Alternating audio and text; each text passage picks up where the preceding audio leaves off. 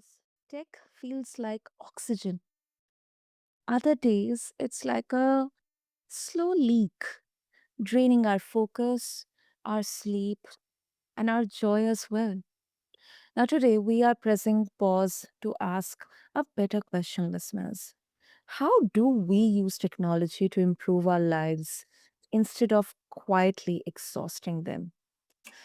Welcome back, listeners, to this episode of BizBlend. I'm your host, Sana, as always, and my guest, Rob Broadhead, a seasoned developer, strategist, and educator, has spent 3 decades building software that actually serves people.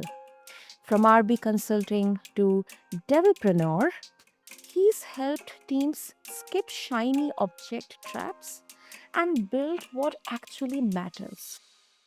So, if this thought has ever come to your mind that whether your apps on your phone or tablet are working for you or you're working for them, this conversation is your quality filter. So, let's make tech human, not just high tech. So, Rob, welcome to the show, and I'm really, really looking forward to this discussion. Much needed right now. Oh, thank you. Thank you for having me. And I agree. This is definitely, it seems like every day it's a little more tech in your life and there's a little more noise that we have to sort through. Absolutely, absolutely. Rob, it's kind of a what I also personally think, the more tools I know, the more applications, the more tech stuff I know, the more I'm going to be the best or the better. And when we get this into a founder's perspective, and when you audit a founder's stack, what signals tell you that a tool is giving leverage, not just adding noise? Like, what are the factors or kind of criteria or framework that you follow?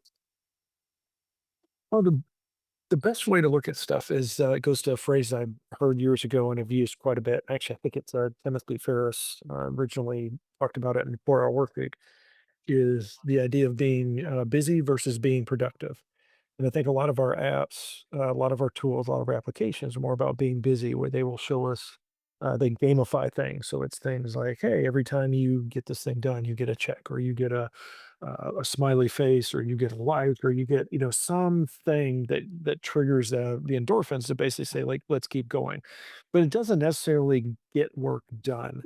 If you look at the sort of the sanity check is look at what you have to actually get done this week, not what your schedule necessarily said you're going to do, but what are the things you need to get done as a business owner, as a leader? It's typically going to be things like there's going to be certain people you're going to have to meet with. There's Mm. certain sales maybe that you're going to have to do. There may be some working in your business, certain customer touch points and things like that that you need to do. Those are things that you have to do. And there's other things that we do that tend to be they just keep us busy a little bit sometimes. It'll be things like filling out a status report that doesn't really maybe doesn't go to anybody, pulling certain reports and even scanning through data on reports that really doesn't help us. Like if you're looking at a sales report and it's the data you're looking at are things like, I'd say it's which salesman, you know, completed the sale, but you really don't care about that. You're not worried about assessing your salespeople. You're worried about are we selling more than we did, last month or last year. Then some of that data, those data points could be valued and could be valuable in certain situations, but it's figuring out how to like shrink that stuff down to what do you really need. And apps are a great example on a phone. As I don't know how many people will sit there and they've got dozens or maybe even hundreds of apps on your phone and look at it. How often do you actually use them? If you don't use them, then it's fluff. It's extra stuff that you probably don't need. Mm. I think the best thing is that you not only gave uh, like an idea from a founder perspective, but as a everyone can use this kind of sanity check. And it's less about the feature lists and more about only purpose built tools to kind of reduce or optimize, if I can say, the cognitive load and still go faster. Now, I'll come to you know guardrails here and willpower. Like many leaders, Rob, they try to focus harder.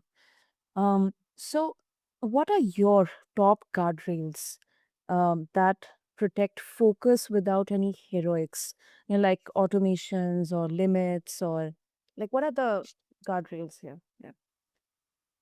A lot of times it is, and technology is great for that. There are a lot of guardrails that I use now. I'll use focus apps and, busy, signals and things like essentially, it's turning off technology. So it's things like right now when I step into an interview that I will, turn off notifications so I don't have things that are distracting me from whatever my task is. There are a lot of apps out there that are useful in and of themselves where they're meditation apps and focus apps and things of that nature where it's maybe some background noise or some music or sound that helps focus you, but also helps get rid of the external distractions. And actually, your calendar yourself is something that could very often be something you can use to sort of set those guardrails. Is to put something on your calendar that is something like, take an hour, put it on your calendar that it's going to be your business development, where you're going to go and think about your products and your business and where you need to go, or maybe like networking. Maybe you have to go catch up on some network emails and touch bases with people. Put that on your calendar so you can. And these are things that honestly, a lot of it, the technology is not really the linchpin of it. You could do it with pencil and paper. You could do it, and people have done it for thousands of years before there were computers. Computers just help us usually organize that better. And a lot of times, the easiest, I guess, guardrail to look at or to use is a simple test of like, is this something that I have multiple applications or ways to do this, or is this the one that I'm using? For example, and just as a quick example, would be like calendars. You may have 5 different calendar programs and tools that you use, but then there's a cost in switching between all of those and making sure that they get synced up and things like that. So sometimes the easiest thing to do is just to simplify down to one. And maybe it's not the best choice, but just making a choice often is going to get you a lot further than spending a lot of time trying to figure out what the, in quotes, best choice is. I think that's sustainable. That is sustainable. Let's say, Rob, if someone implements only one guardrail this week after this conversation, which gives the biggest win in 30 minutes or less? I think your best guardrail to start with is, essentially it'd be essentially a sanity check each day. A lot of people use it as they'll start off with create a list, a to-do list each day, or maybe the day before, at the end of the day, they'll create a to-do list for the next day. I think if you keep those, do something like that, create a list that's essentially your why for the day. And you got to keep it small, probably a lot of times no more than maybe 3 items, and say, if there's only 3 things that I'm going to get done, these are the 3 that I'm going to get done tomorrow. And then those help you with your guide rails because what you can do is when you're looking at other activities that are going on, other things that you're doing, you can actually, look back at those, that 1 to 3 items and say, is this activity getting me closer to completing the things that I need to get done? And it really is like if you can figure out your why on a big scale, that's awesome. It's like, why am I working? Why am I building that company? Why am I moving forward? Why do I have this career? That works great. But then you can also actually take that all the way down to to the lowest granular level of, okay, what is it I'm supposed to be doing today? Why am I working? Why am I doing the task that I'm doing right now? Is it actually applicable for the why that I have? So if I need to write a blog today, but I'm over doing something else, I'm checking out news. Is that news actually helping me towards my blog? It may be, maybe I'm gathering content, but maybe I'm not. So maybe I don't need to be doing that right now. Hmm. I think that's a good example, and I think that's a very mindful way of looking at it. It's like a filter that you're putting, and also, Rob, another part, and this is very, very uh, founder related. That right now we have I mean, till some time we were completely surrounded by SaaS. Now people are talking about AI, even SaaS with AI, anything with AI. Um, so, um, I mean, I'm just like, every day I'm bombarded with 20, 25 new tools and tricks and tips and all that.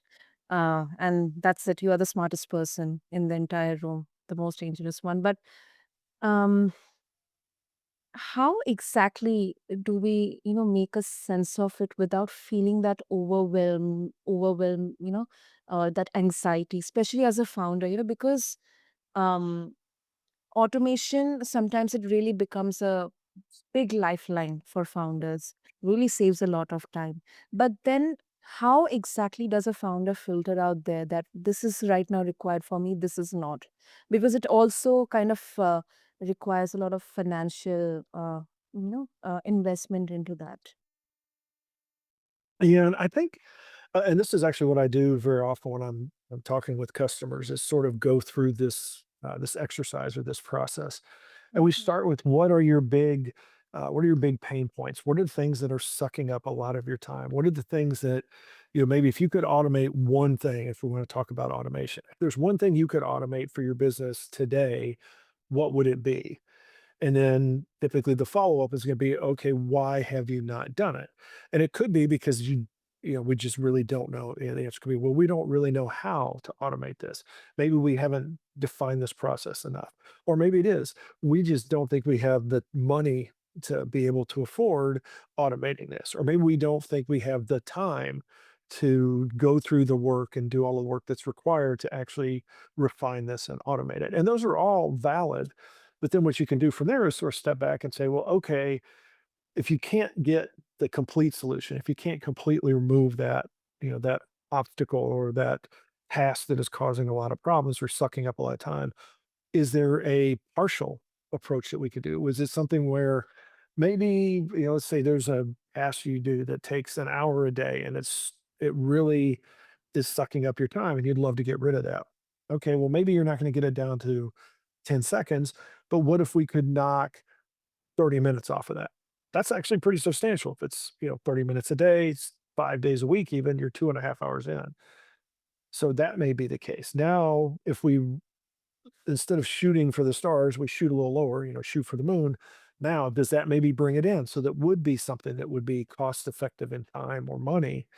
And then you can play around with that a little bit. A lot of times it's playing around with parameters. It's about, instead of saying we have to be all or nothing, let's see if we can find a way to either do a partial solution that will help us in the long run, or maybe even a way to chip away at it. Sometimes it's something that, yeah, you can't really afford it right now, but what if you budgeted a very small amount each day over time or each month over time? Could you, move the ball forward and get closer to actually solving that problem? So while you may not solve it tomorrow, maybe it's still worthwhile to solve it a year from now if you've done it in a budgeted way. And so it really is playing around with the parameters, playing around with the constraints, and find something that works for you. And a lot of times having those kinds of conversations with somebody else is really what the trigger is, because I think too often we allow perfect be the enemy of good, where we, like, well, this is what we've got to do. And it's not until we start really talking through somebody else how to do that, that we rationalize what our position is and what are the incremental steps we could take to actually achieve that solution and maybe even start getting benefits immediately. Hmm. Hmm. Yeah. Right. And I think we've already brought AI into this. So, um, Gen AI can save us, no doubt, and also it can sometimes spawn a mess. Um, so, is there any simple workflow, Rob, that lets team capture AI gains and keep quality IP safe with the human element intact in there? I don't know if we're really not to a point of a tried and true, perfect solution to this, but this comes back to, I've now used this a couple times. I had a conversation now, days ago, weeks ago, with somebody, and we were talking about AI, and they brought up that the idea of AI being like talking to an entry level or maybe a mid level employee as a manager, as a leader, and so when you talk to AI, you have to be very specific. You have to realize that you have to put some guardrails on it. You have to give it constraints. And the more I have worked with AI in a wide range of areas, from uh, coding and development to graphical design to grammatical content design, simple things like helping me spell better or adjust my wording a little bit better to more complicated things like designing complex systems. I found that the best way to sort of hit the areas that you mentioned, keeping your quality up, making sure there's still that human factor, making sure that there's the review, a human review factor of what AI is generating, is do it in small chunks. Is take whatever your task is and find a way to break it down to very small chunks. Just like you would, a lot of people in grade school were taught that when you want to, if you're going to write a paper or even a book, you start with an outline. And then from that outline, you do an outline for each of the sections within the outlines. And when you're eventually, if you make your outline small enough, eventually you've essentially written the entire paper or book because you have all of these bullet points basically, which are the sub sections of the outline. If you do that with your tasks, you end up with the same thing. You give AI something that is um, very easy for it to get 100% right or close enough to it. And then as a human, you're looking at it and you're saying, okay, yes, that step is correct. Or, here, I'll tweak these couple of things. Now I have a correct step. And then you can either move on to the next step, or sometimes you'll use that. A lot of times I will end up using that corrected step and say, I'll feed it back to AI and say, okay, well, this is how this step worked.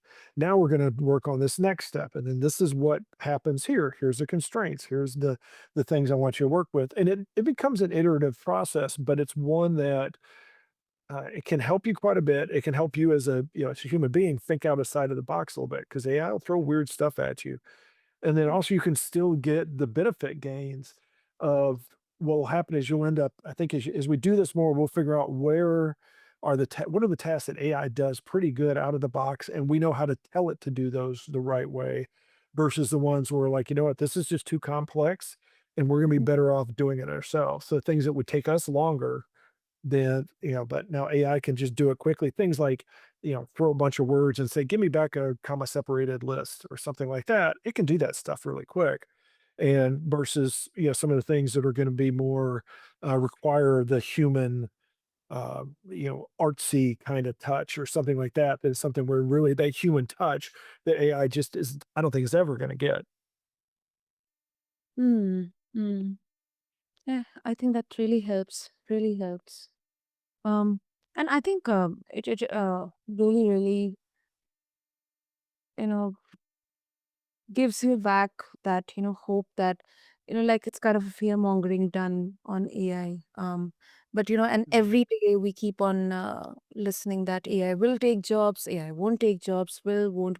But I think it's not about they will or they not, but how exactly we use them so that we kind of become you know not irreplaceable, but we become more valuable and more efficient, Mhm. not only someone else but for us as well. um and I think this particular is the most important part of this conversation, Rob, that are there any daily micro habits that can keep tech from um, kind of bleeding into our sleep, relationships, and mental health, especially for founders that high output founders. Yeah, and it comes back to some of the simplest things. It's things like, when you go to dinner, micro habits like this are great. Like get away from your phone, get away from your tablet and or your smartwatch or things like that. And you can go to dinner, go take a lunch, and leave your phone in the car or at home or in a drawer or wherever it is. Giving yourself some disconnect times will help immensely. Go for a walk. Take 15 minutes and do go for a walk during your lunch break or something like that, or in the morning, and get away from tech. because what it does is I think it allows, I think we get too, you get like immersed in the environment too much. And when you're surrounded by it, it's hard to think. It's hard to not be, constantly distracted. And I think when you walk away from things, it's the best way to sort of be able to assess it a little bit, is to not have it sitting there, chirping in your ear, sometimes almost literally with notifications, and instead say, okay, well, how did, do a little bit of review, spend a couple, few minutes going through your day. And it's like, where did I get lost? Where was I spending way too much on technology and doing things that really weren't helping me, but instead was just serving the, serving the technology gods, as it were. Mm, yeah, yeah. I think small changes, small steps, but then the cascading effect can be huge. And it is Mhm. doable. And I think that's why definitely it works, Rob. It works. Yep. Yeah, definitely that whole, the trip of 1,000 miles starts with a single step. It's the same thing as there are, just every little thing you do, if you can do it and then do it the next day and the next day, you'll start finding some progress. Yeah, okay. So, Rob, if listeners they would like to connect with you and also explore your work, how exactly they can connect? Well, thank you for that. They can reach me. Email is Rob at rb-sns.com. The site that's easiest to get a hold of me probably is rb-sns.com. Or if you really want to go a little, explore stuff deeper, developreneur.com, which is develpreneur.com. Also, it's the Building Better Developers podcast is based on that, or Mm, it comes out of that. Using those are some great ways. We talk a lot about leveraging technology and also leveraging life and getting away from technology and finding ways to find that work life technology balance. mm. I think that's really, really, I think very interesting because you are exploring both the ends in there. So yeah, that's really interesting. Mhm.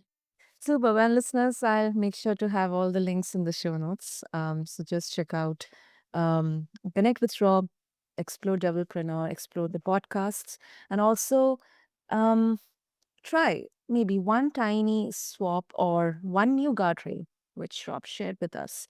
Notice your energy, and that exactly is your real KPI. And Rob, thank you so, so much for this really, really much needed, helpful, insightful conversation. Thank you. Well, thank you so much for having me. Thank you for your time. So, listeners, thank you so much for tuning into this episode on BizBlend. And if this helped, share it with one person who's drowning in apps. Let's build with intention. Until next time, this is your host, Sana, signing off.